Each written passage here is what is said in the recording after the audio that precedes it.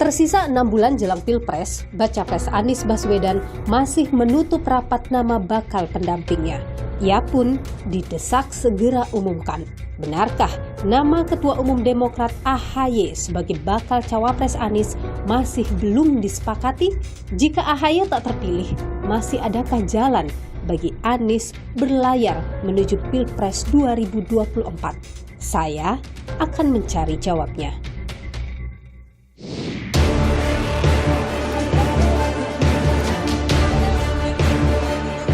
Kami sedang menunggu Mas Anies untuk melakukan komunikasi politik dengan tokoh-tokoh potensial. Kalau capres sebelum mengumumkan cawapres, publik ini masih menganggap belum ada kepastian. The sooner the better. Harapan kami Juli atau Agustus ini.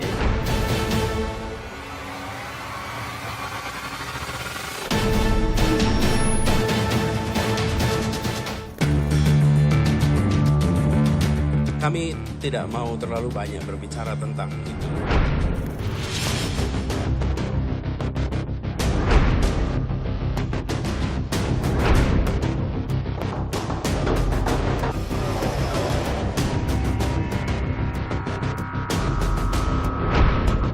Jadi, Mas AHY jadi cawapres. Hanya Tuhan yang tahu. Bagaimana Anda sendiri melihat nama-nama yang muncul belakangan, misalnya Kofifa, Yeni Wahid? Bagaimanapun, Mas Anies sebagai capres nanti yang milih kan rakyat, bukan partai politik, bukan elit politik. Biarkan rakyat yang mengaudit proses pemilihan cawapres ini juga. Siapapun nanti yang akan dipilih oleh Mas Anies, Demokrat akan tetap bersama dengan koalisi perubahan ini. Buat Mas Anies, saya paham tidak mudah, tetapi juga wajar ketika banyak harapan. Jangan terlalu lama mengambil keputusan. Bagaimana melihat sosok AHY di mata Nasdem? Seorang ketua partai yang muda, ganteng, punya basis dukungan. Anda melihat AHY punya daya elektoral tadi? Variabel yang kita dukung adalah not only quantitative approach, but also qualitative approach. Apa AHY punya dua hal itu?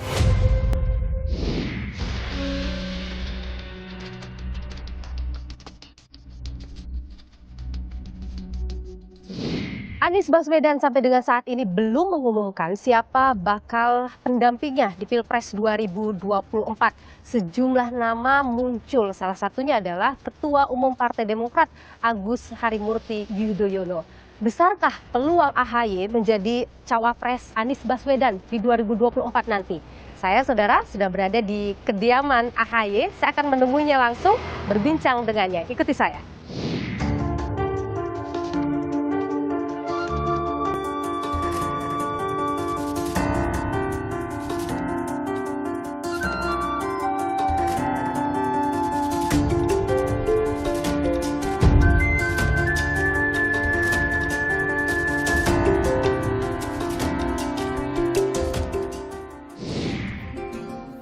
Selamat pagi.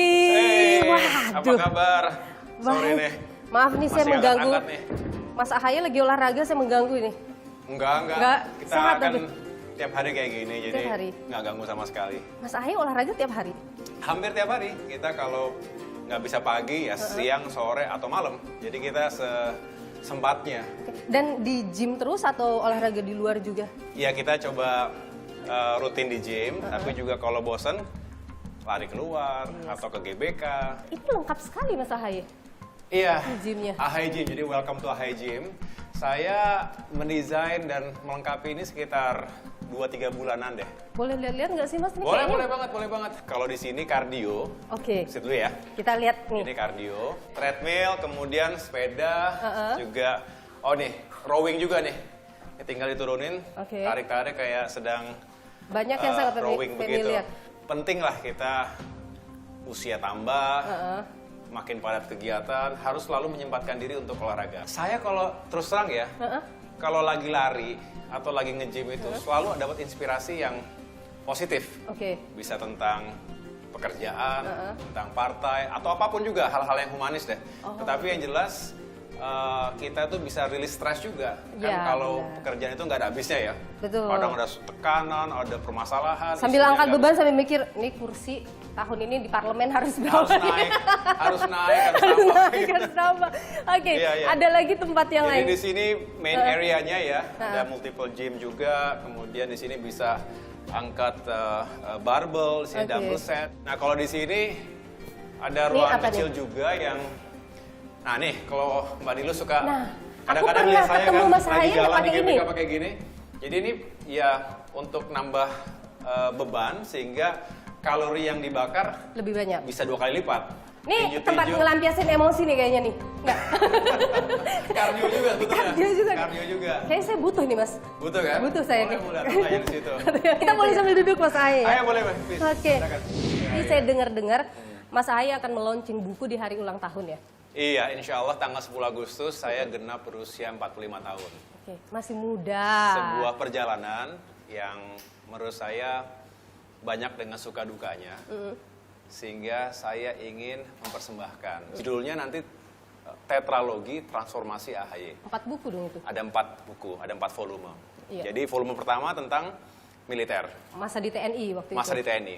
Kemudian transisi, saya masuk ke kalangan kampus, akademisi, karena saya juga menjadi direktur eksekutif di Yudhoyono Institute, TYI. Itu juga sebuah think tank yang harapannya bisa mengedepankan pilar-pilar demokrasi, kemudian juga prosperity dan security, dan membangun semangat generasi muda menjadi pemimpin masa depan. Oke. Baru buku ketiga, itu sudah masuk politik. Saya bertransformasi lagi menjadi politisi yang diawali dengan pemilihan gubernur Jakarta. Saya kalah ketika itu, tapi setelah itu saya juga justru bukan hanya move on, malah mengambil hikmah, bisa berkeliling ke berbagai daerah Indonesia, dari Aceh sampai dengan Papua, dan menjalankan tugas-tugas ketika itu sebagai Komandan Kogasma. Iya. Dan akhirnya menjadi Wakil Ketua Umum, dan buku keempat itu mulai sejak saya terpilih menjadi Ketua Umum. Kalau ngomongin tadi transformasi itu, mana yang paling Mas Ahaye sukai? Menjadi TNI atau politisi? Menurut saya menjadi TNI juga menjadi politisi itu sama-sama profesi yang terhormat. Oke, benar. Saya sejak kecil juga punya cita-cita ingin menjadi patriot. Melihat kakek, melihat ayah yang juga meniti karir di militer. Saya meniti profesi sebagai perwira di Angkatan Darat dengan serius, tahap demi tahap, yang saya benar-benar jadikan tempaan yang luar biasa, khususnya adalah leadership-nya. Nah, begitu masuk politik, berubah sekali, berbeda sekali. Kalau di militer itu, kita lebih tahu siapa kawan dan siapa lawan kita. Oh, Musuh di kita politik. jelas. Di politik, Nah, di politik, hari ini bisa jadi kawan, besok jadi lawan, besok jadi kawan lagi. oke, curhat nih kayaknya Mas Ahaye nih. Jadi luar biasa dinamikanya ya, dan saya nikmati juga selama 3 tahun terakhir ini, bahkan sebelumnya 5 tahun terakhir ini bisa dikatakan demikian. Saya benar-benar berusaha untuk memahami karakteristik masyarakat Indonesia dengan berbagai isunya. Oke. Saya harus datang langsung, mendengarkan langsung, sehingga ada percepatan, ada akselerasi, sehingga benar-benar lebih peka dengan situasi di Indonesia saat ini, khususnya isu-isu rakyat. Yang paling sering disampaikan apa tuh Mas, Ya. keluhan masyarakat itu? Secara umum masyarakat kita tuh sebetulnya sederhana, tidak berharap yang muluk-muluk. Mereka ingin kehidupannya lebih baik dari hari ke hari. Daya belinya harus terjaga. Ekonomi mereka saat ini banyak mengalami kesulitan. Mereka tahu negara juga selalu punya keterbatasan dalam menyusun anggaran, tetapi mereka berharap janganlah anggaran negara yang sudah semakin terbatas itu kemudian prioritasnya bukan untuk manusia, bukan untuk pendidikan, kesehatan, dan peningkatan kesejahteraan. Oke. Tapi buat infrastruktur-infrastruktur yang belum ada urgensinya atau masih bisa ditunda. Misalnya apa tuh yang belum ada urgensinya Mas? Ya tentunya kita tahulah ada sejumlah mega project ya, infrastruktur jalan-jalan tol, termasuk juga pembangunan IKN. Oke. Itu kan juga masih bisa kita pertimbangkan apakah harus benar-benar segera atau kita tidak mengubur semangatnya, tetapi justru kita lebih meletakkan pada kondisi real hari ini. Oke. Ketika finansial kita ataupun kondisi fiskal kita terbatas, harusnya sekali lagi negara, pemerintah lebih memprioritaskan pada Kebutuhan aspek masyarakat, ya. kesejahteraan masyarakat, mengurangi kemiskinan. Mas Ahaye sering ketemu masyarakat, kayaknya sudah sangat siap untuk jadi cawapres ya. Tuh, Soalnya nama Mas Ahaye itu selalu muncul dalam survei, selalu disebut-sebut sebagai bakal cawapres. Ya, saya merasa terhormat kalau ada yang mengharapkan atau menyampaikan aspirasinya seperti itu. Dan itu juga saya harus mengatakan yang diperjuangkan oleh para kader Demokrat hari ini. Saya sendiri hanya ingin terus mempersiapkan diri, Mbak Nilu. Mudah-mudahan ada jalan dan kita ingin menjemput takdir itu. Nanti kita mau obrolin ini lebih panjang lagi nih soal cawapres. Karena kalau intinya menang, apakah kemenangan itu Anies Ahaye ataukah seperti apa? Tapi kita boleh perbincangan di DPP nggak? Karena saya mau berkunjung ke DPP dan Mas Ahaye juga hari ini agenda ada di DPP juga ya? Iya, ada di DPP, tapi juga nanti ada di tempat yang lain. Tapi nanti kita ngobrol-ngobrol lagi deh, lebih serius, lebih seru lagi dan lebih seru lagi. Banyak hal yang bisa kita bedah bersama. Mas saya mau lanjut dulu, sambil boleh. nanti kita siap-siap juga untuk ke DPP ya? Iya. Oke, Kita ketemu baik. sana ya. Kita ketemu di DPP nanti. Thank you. Makasih.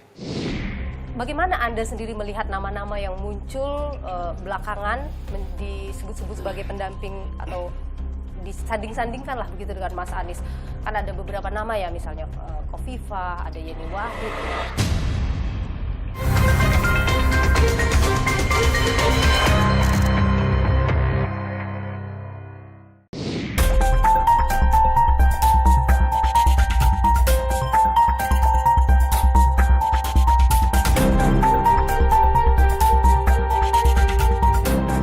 Kita mau melihat kantor Mas Ahaye ya. Sekaligus kita akan ngobrol di sana.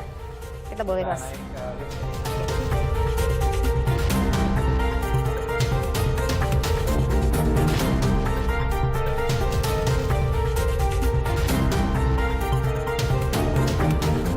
Ini ruang biru.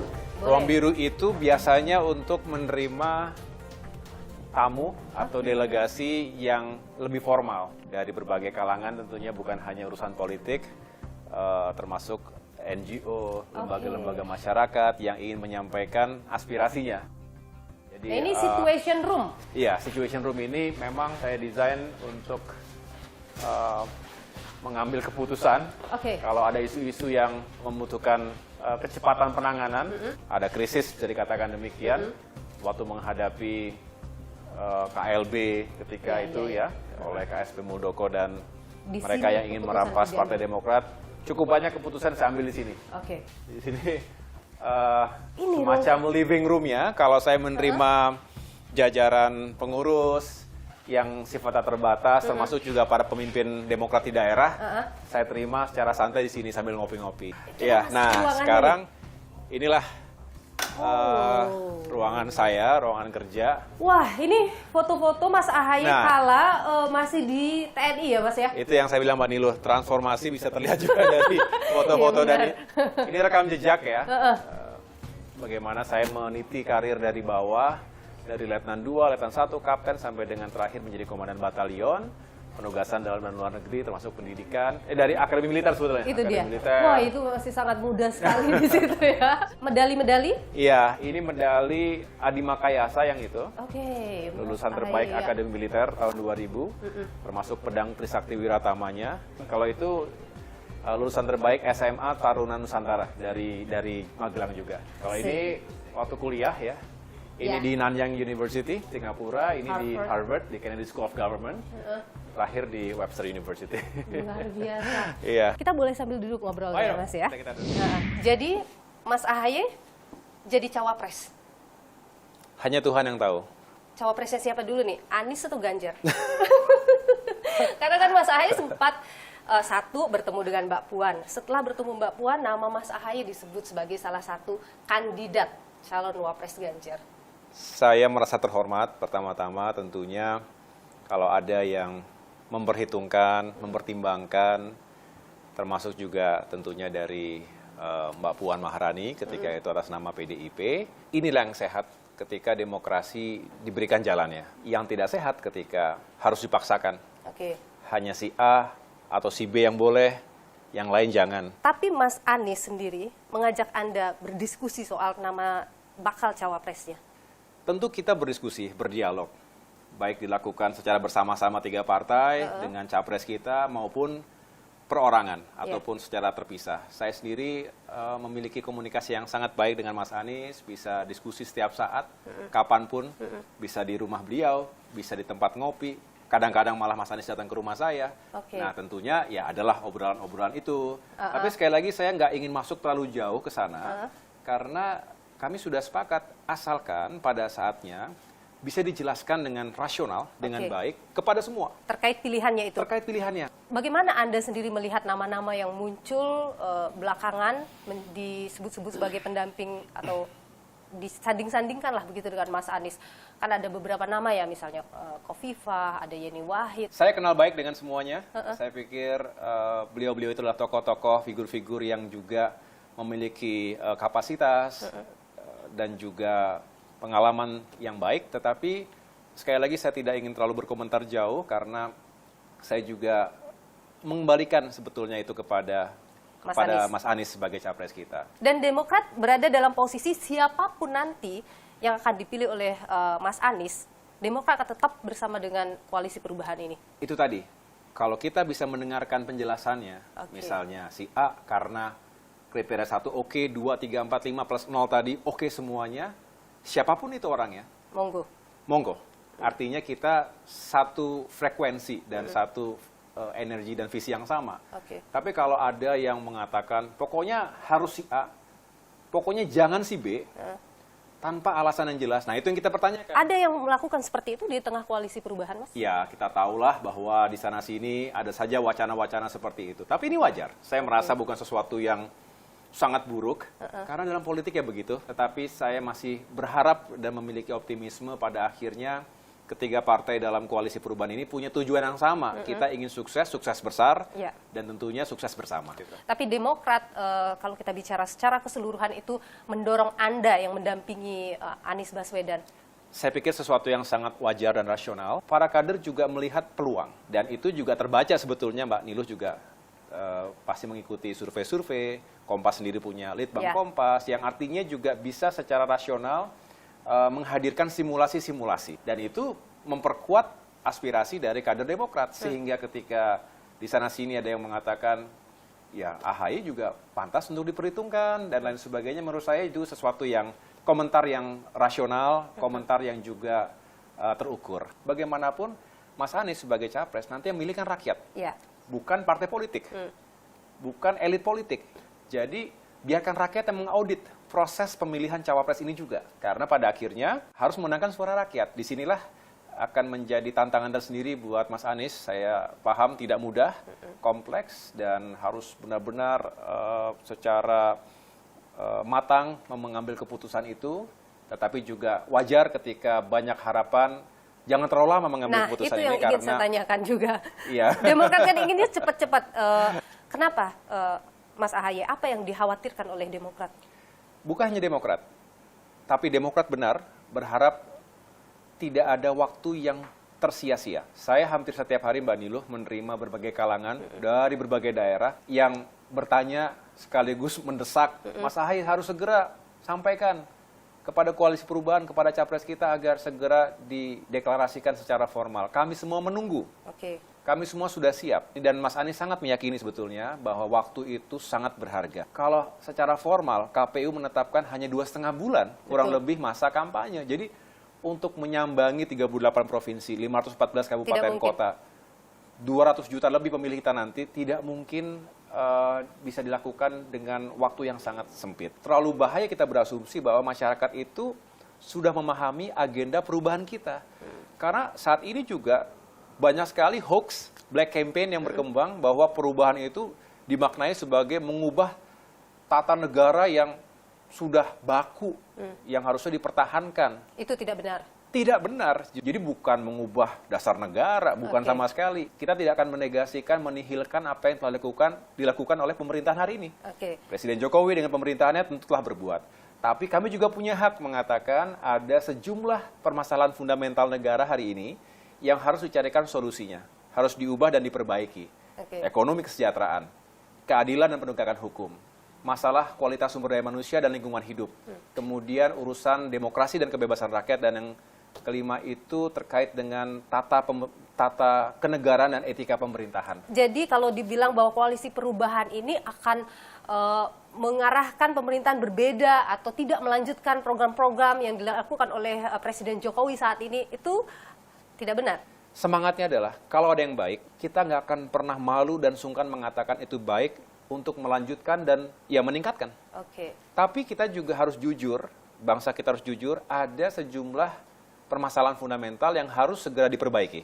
Mas Ahaye, saya kemarin habis dari luar kota, keluar bandara, lihat ada baliho Mas Ahaye dengan Mas Anies. Pun di mana-mana kita melihat seperti itu. Itu apa sih maknanya, Mas? Maknanya adalah itu sebuah ekspresi Oke. harapan dari kader Demokrat dan juga banyak kalangan masyarakat lainnya, bahwa kalau koalisi perubahan ini benar-benar bisa berlayar dan pemimpin perubahannya benar-benar mampu membawa kemenangan, maka struktur dan kader Partai Demokrat termasuk calon-calon anggota legislatif didukung oleh simpatisan, simpul-simpul relawan, gerakan-gerakan rakyat di bawah, itu siap bersama-sama untuk mengusung perubahan tadi. Apakah itu salah satu juga bentuk tadi mendesak Mas Anies, ayo dong segera diumumkan? Ada yang membaca seperti itu, dan saya sendiri tidak melihat ada yang salah di situ, dan saya juga melihat partai-partai lain juga melakukan hal serupa. Jadi artinya di sini ada harapan segera bisa jadi, betul, dan segera kita bisa bergerak bersama. Oke, besar peluang Anies Ahaye di Pilpres 2024. Menurut Mbak Niluh gimana? Begini, kalau saya nggak mau menjawab ini karena yang tahu berapa besar kans itu ya tentu Mas Anies sendiri. Ya, saya hanya menitipkan harapan besar dari seluruh kader Partai Demokrat bahwa pilihan beliau benar-benar yang dirahmati, dalam arti juga menjadi bagian dari perjalanan takdir, karena sama-sama kita ingin menjemput takdir. Saya nggak tahu apa yang akan terjadi dalam 1 minggu, 2 minggu ke depan, 1 bulan, 2 bulan ke depan.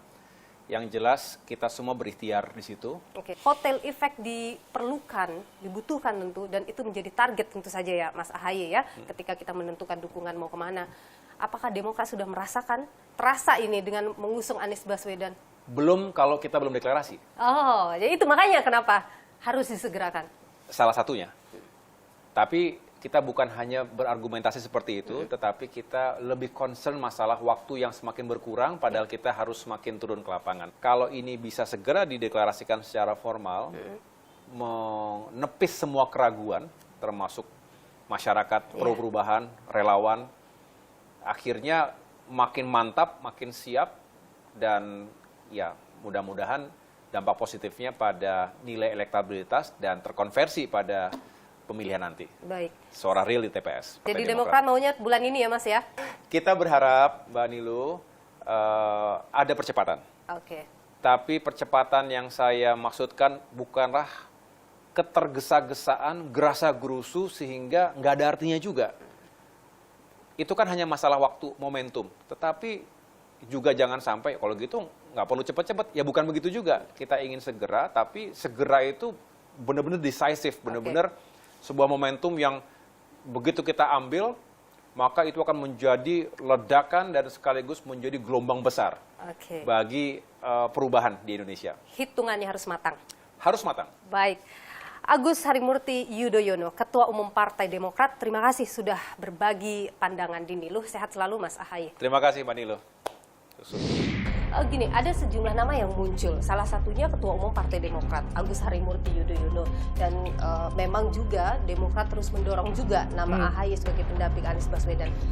Nasdem bagaimana melihat peluang Ahaye?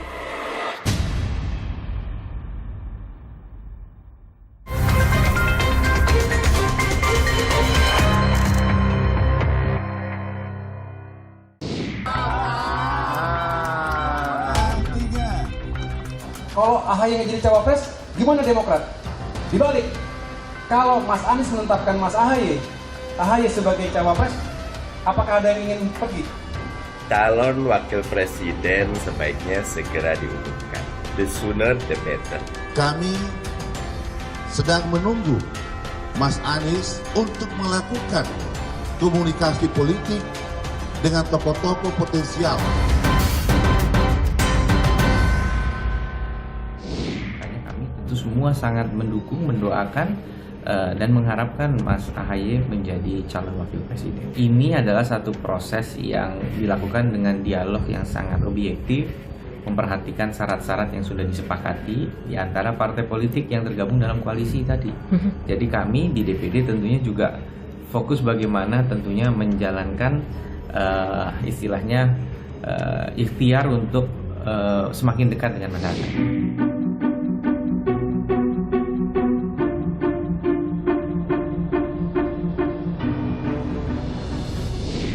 Tim 8 Anies Baswedan disebut telah merampungkan usulan nama bakal calon wakil presiden Anies Baswedan. Dari 5 nama yang selama ini muncul disebutkan sudah mengerucut ke 1 nama. Siapa nama itu? Kapan akan diumumkan? Bagaimana pula Nasdem melihat peluang dari Ketua Umum Partai Demokrat AHY untuk menjadi pendamping Anies Baswedan di Pilpres 2024 nanti? Kita berbincangkan hal ini bersama dengan saya sudah hadir Willy Aditya yang merupakan Ketua DPP Nasdem juga adalah tim 8 Anies Baswedan. Bung Willy, terima kasih sudah bersama Niluh. Sama-sama Niluh. Jadi sudah mengerucut 1 nama ya? Sudah sebulan lebih itu. Dari unsur apa dia? Ya pasti warga negara Indonesia lah. Dan kemudian cocok bersama Pak Anies. Yang penting itu hasil ikhtiar yang sudah dilakukan oleh tim 8 setelah melakukan diskusi panjang nih loh, dengan 2 variabel besar, yaitu variabel kuantitatif dan kualitatif. Untuk variabel kualitatifnya ada beberapa tokoh yang kami sambangi, kami ajak diskusi yang mendalam untuk kemudian mendapatkan gambarannya. Tapi apapun itu kan cuma sebagai sebuah proses yang supporting sifatnya. Oke. Toh di dalam traktat yang sudah ditandatangani 3 partai ini loh, masalah kewenangan itu ada di Mas Anies sendiri. Yang menjadi variabel utamanya adalah sejalan dan sebangun dengan aspirasi yang berkembang di tengah rakyat. Apa itu? Ya, biar itu menjadi duit tunggal. Jadi di sana ada faktor elektoralnya, di sana ada faktor komplementerinya, di sana ada faktor konsolidasinya dan lain sebagainya. Itu yang kemudian menjadi variabel utama bagaimana pasangan ini berlayar. Anies Baswedan itu kan kehendak yang lahir dari genuine dari hati rakyat ya. Akhirnya ada kesadaran bersama itu, collective concern gitu, collective consciousness atau common consciousness itu. Ya udah, kita bersama Anies untuk memimpin kita ke depan, lalu kemudian apa yang menjadi kebutuhan-kebutuhannya kita diskusikan. Bukan berarti kita tidak berdiskusi atau tidak berdialog atau tidak bernegosiasi sama sekali, itu terjadi. Oke, jadi Anda yakin tidak akan ada keegoisan antar partai politik ini? Ya, kalau preferensi wajar ya. Gini, ada sejumlah nama yang muncul. Salah satunya Ketua Umum Partai Demokrat, Agus Harimurti Yudhoyono. Dan memang juga Demokrat terus mendorong juga nama AHY sebagai pendamping Anies Baswedan. Nasdem bagaimana melihat peluang AHY itu? Sah-sah saja diusulkan oleh Demokrat. Toh di sisi yang lain PKS juga mengusulkan Ahmad Heriawan. Ya. Tapi bagaimana melihat sosok AHY bagi Nasdem, di mata Nasdem? AHY seorang ketua partai yang muda, ya ganteng, punya basis dukungan dan ya ada di dalam koalisi. Anda melihat AHY punya daya elektoral tadi? Ya kita kalau elektoral kan basisnya survei ya. Itu. Tapi variabel yang kita dukung adalah not only quantitative approach, but also qualitative approach. Oke, apa AHY punya 2 hal itu? Ya, saya tidak dalam kapasitas untuk menilai ya. Tapi teman-teman bisa lihat. Oke. Ya. Sebutlah sejumlah nama lain yang diucapkan juga oleh kader Partai Nasdem ya. Sebut ada penyebutan nama Khofifah misalnya, penyebutan nama Yeni Wahid. Itu apa sih? Tanda apa sih itu? Ya saya pikir itu sebagai sebuah opini, sebagai sebuah aspirasi sah ya. Wajar aja, tapi kan secara kelembagaan Nasdem seperti yang apa disampaikan oleh Pak Surya Paloh ya. Kalau kita Anies ingin terbang tinggi seperti burung yang terbang lepas ke angkasa itu, jangan kita bebani dia atau kita ikat kaki atau sayapnya dengan batu. Biar dia kemudian memiliki leluasan untuk memilih itu. Oke, jadi suara-suara yang muncul sampai ada yang menyebut-nyebut nama itu hanya suara perorangan, bukan suara Nasdem, bukan partai yang bicara. Nih loh, hidup ini kalau nggak ada gimmick, nggak seru juga. Jadi itu gimmick ya? Ya kadang-kadang kalau kita makan nasi, kalau nggak ada sambal, nggak ada garamnya, nggak ada asamnya ya, tawar ini gitu ya. Jadi itu bukan suara partai Nasdem? Kayak Nasdem, the only formal statement Pak Surya Paloh. Penting tidak bagi Anies Baswedan segera mengumumkan siapa pendampingnya?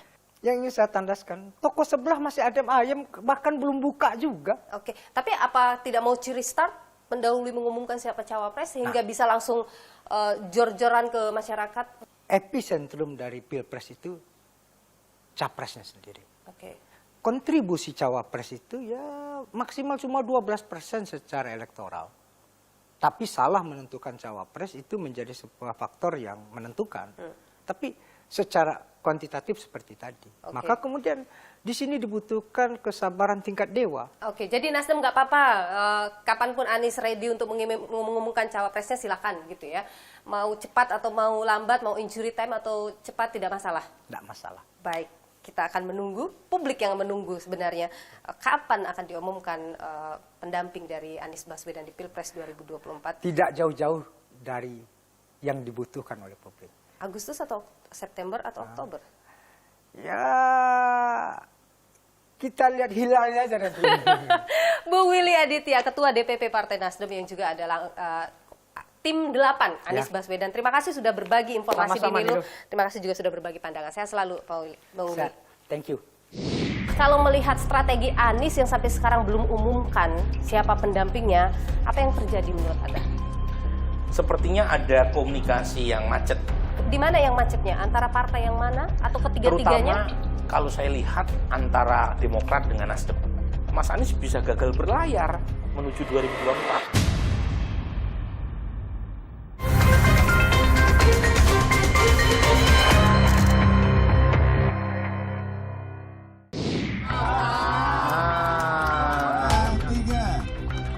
Kalau AHY nggak jadi cawapres, gimana Demokrat? Dibalik, kalau Mas Anies menetapkan Mas AHY sebagai cawapres, apakah ada yang ingin pergi? Calon wakil presiden sebaiknya segera diumumkan. The sooner the better. Kami sedang menunggu Mas Anies untuk melakukan komunikasi politik dengan tokoh-tokoh potensial.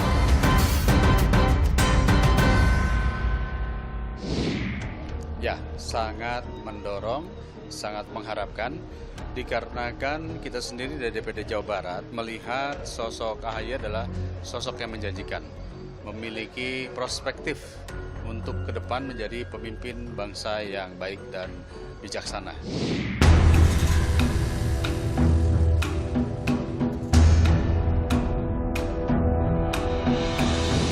Di sisa waktu 6 bulan menuju Pilpres 2024, bakal calon presiden dari Koalisi Perubahan Anies Baswedan terus didesak oleh Partai Demokrat untuk segera umumkan siapa yang menjadi pendampingnya.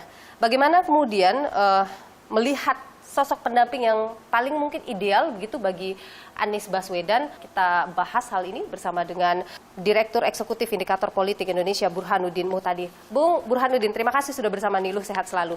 Jadi kalau melihat strategi Anies yang sampai sekarang belum umumkan siapa pendampingnya, apa yang terjadi menurut Anda?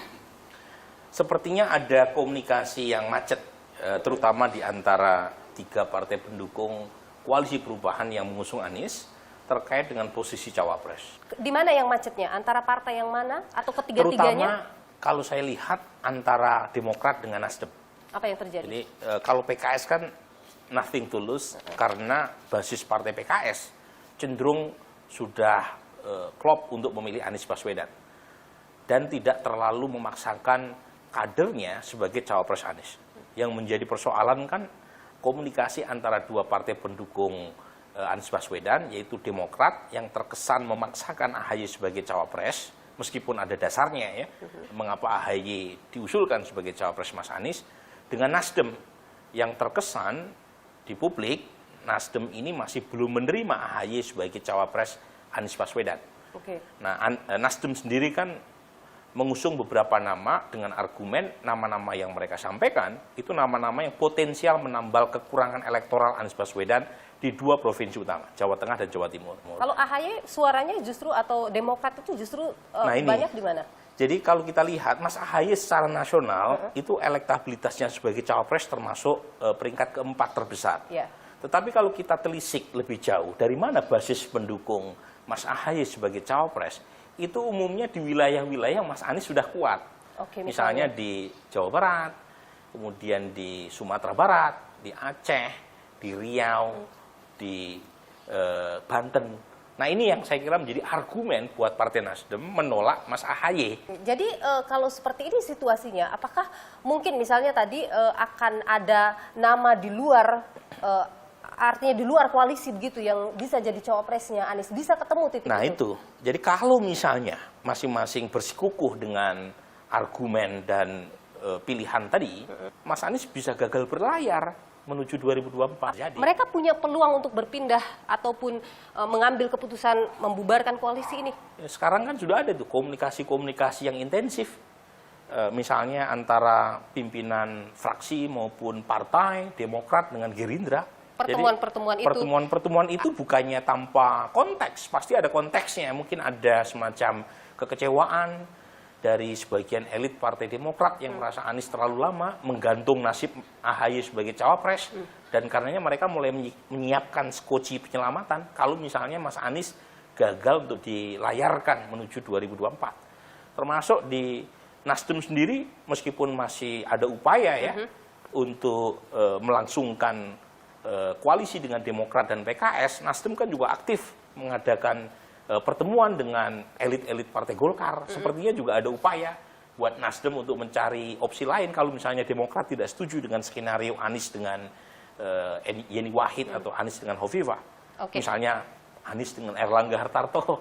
Itu kan berarti cukup tuh Nasdem dengan Golkar, Pak Pres. Jadi Anda sebagai Direktur Eksekutif dari Indikator Politik Indonesia menilai Anies AHY sesuatu yang possible atau impossible? Kalau misalnya tidak ada cara lain untuk melayarkan Anies sebagai cawapres tanpa meminang AHY sebagai pendampingnya, ya mungkin AHY akan mendapatkan tempat. Tetapi kalau misalnya terjadi deadlock terutama antara Nasdem dan Demokrat, Anies bisa gagal berlayar. Dan potensi itu ada. Jadi sama-sama besarnya nih. 50-50. 50-50. Bisa saja nih ya, Demokrat beralih ke capres lain yang dianggap lebih potensial menang. Dan meskipun Demokrat tidak mendapatkan insentif untuk mencawapreskan AHY bersama Prabowo misalnya, tapi setidaknya Demokrat berharap dapat power sharing kalau Prabowo menang. Jadi siapa yang paling menentukan di sini, Nasdem atau Demokrat? Yang paling menentukan apakah Anies berlayar atau tidak, itu adalah Partai Demokrat. Baik, sepertinya Mas Anies sedang pusing sekarang ya. Kita aja pusing apalagi Mas Anies. Terima kasih Bung Burhanuddin Mutadi, Direktur Eksekutif dari Indikator Politik Indonesia sudah berbagi informasi dan pandangan di Nilo. Kita akan lihat perkembangan dinamika politik ke depan. Sehat selalu Bung Burhan. Makasih. Dinamika politik belakangan terus berkembang. Ada yang terus mematangkan koalisi, ada juga yang tengah sibuk mencari pendamping. Dan berikut ini kami rangkum informasinya untuk Anda.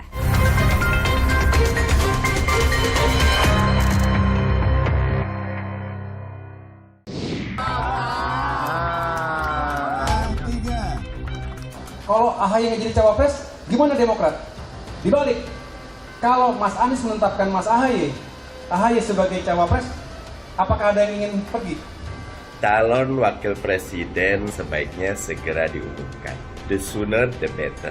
Kami sedang menunggu Mas Anies untuk melakukan komunikasi politik dengan tokoh-tokoh potensial.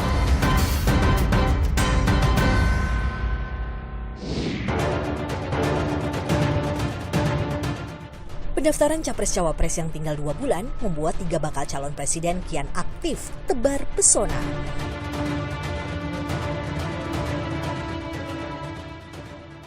Baca pres dari Koalisi Kebangkitan Indonesia Raya, Prabowo Subianto, bertemu dengan influencers di kantor Kementerian Pertahanan. Dalam pertemuan ini, Prabowo membahas kemajuan kreativitas dan demokrasi di Indonesia. Baca pres usungan PDI Perjuangan Ganjar Pranowo lari pagi bersama Mas Wali Gibran Rakabuming di Solo. Ganjar sempat berpamitan kepada warga lantaran masa jabatannya sebagai Gubernur Jawa Tengah akan berakhir 5 September 2023.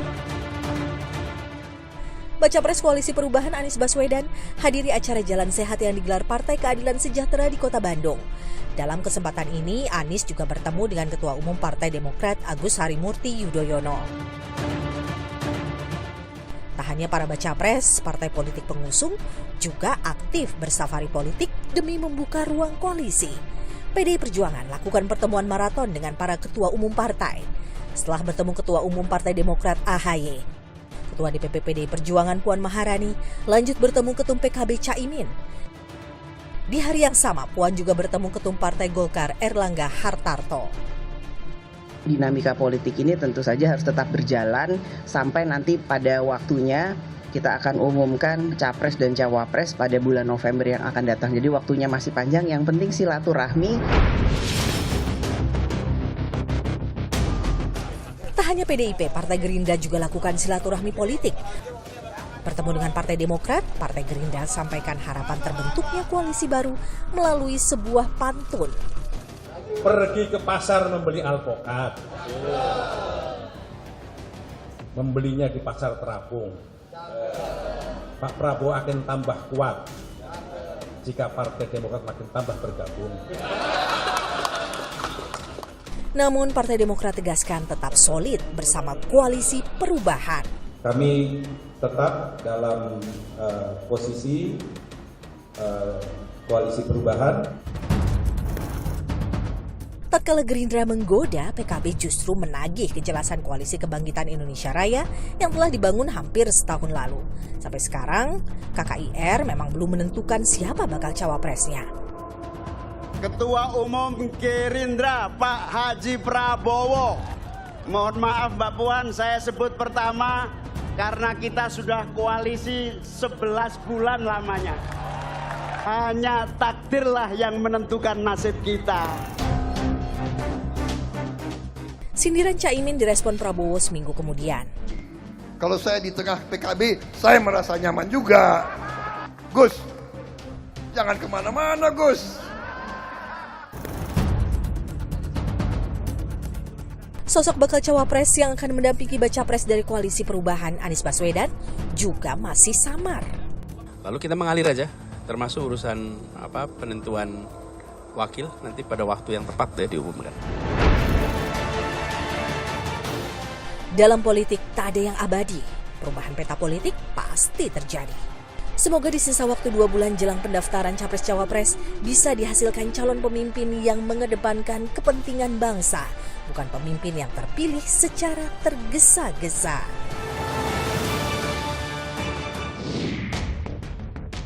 Menentukan sosok pendamping dalam pemilihan presiden tentu harus dengan hitung-hitungan matang secara politik. Namun, hendaknya tak mengesampingkan kepentingan rakyat dan asas demokrasi. Karena rakyatlah sang pemilik suara. Ikuti terus perkembangan informasi pemilu hanya di Kompas TV, independen, terpercaya. Saya Niluh Puspa, sampai jumpa.